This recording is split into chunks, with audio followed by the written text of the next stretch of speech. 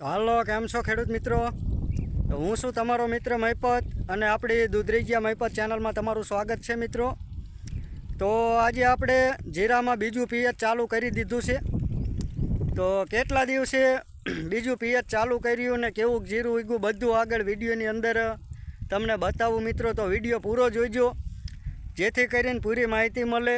અને જો ચેનલમાં નવા હોય તો ચેનલને સબસ્ક્રાઈબ કરી લેજો, કારણ કે આપણે આ ચેનલમાં ખેતીવાડીના વિડીયો જ મૂકવી છે, એટલે ખેતીવાડીની માહિતી તમને મળતી રહે.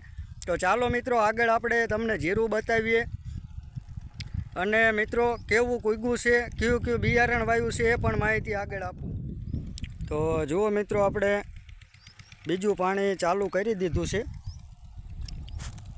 અને આજે 7-8 દિવસ જેવું થયું છે. અડધામાં 7 દિવસ થયા છે, અડધામાં 8 દિવસ જેવું થયું છે. અને જમીન આપણે સુકાઈ ગઈ છે, કારણ કે પહેલી વખત જ્યારે પાણી આવતું નહોતું હમું, એટલે આપણે 2-3 દિવસ પાવામાં થયા હતા. અને જીરું આપણું ઘણું બધું દેખાય છે. જુઓ મિત્રો,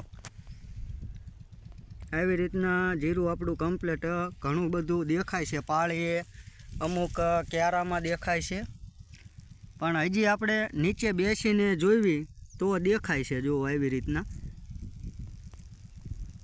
ઊભા ઓછું દેખાય છે.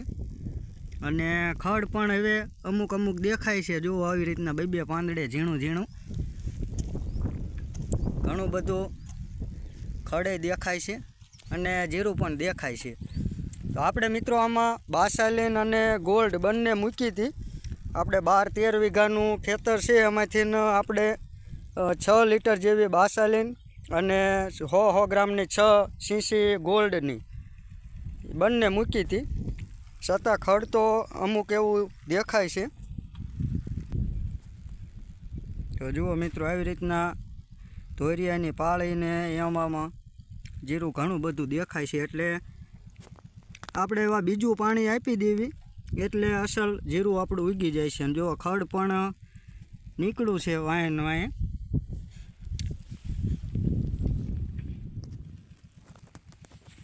જો મિત્રો, આવી રીતના જીરું દેખાય.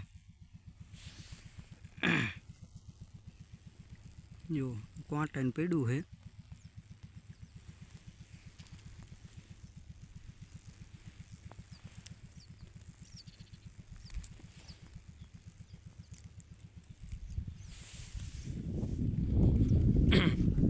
તો પહેલાં પાણીએ મિત્રો અમુક જીરું દેખાય એટલે બીજા પાણીએ સારું એવું જીરું ઉગી જ જાય. અને આ 2 દિવસથી થોડોક તડકો પણ પડે છે, એટલે આપણે પાણી ચાલુ કરી દીધું છે.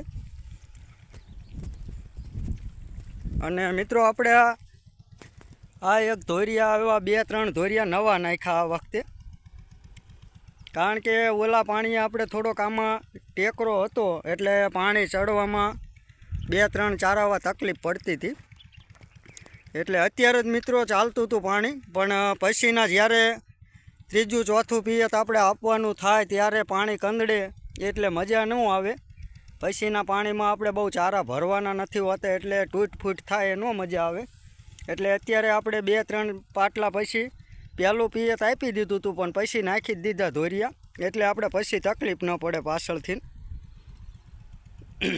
એટલે જો આ જે ટેકરા હતા ને અહીંયા થોડુંક ક્યાવરાવતું હતું. આ બાજુ પણ ધોરિયો છે, પણ એ બાજુથી અહીંયા નહોતું આવતું, પહેલી બાજુથી ને આ બાજુ નહોતું આવતું.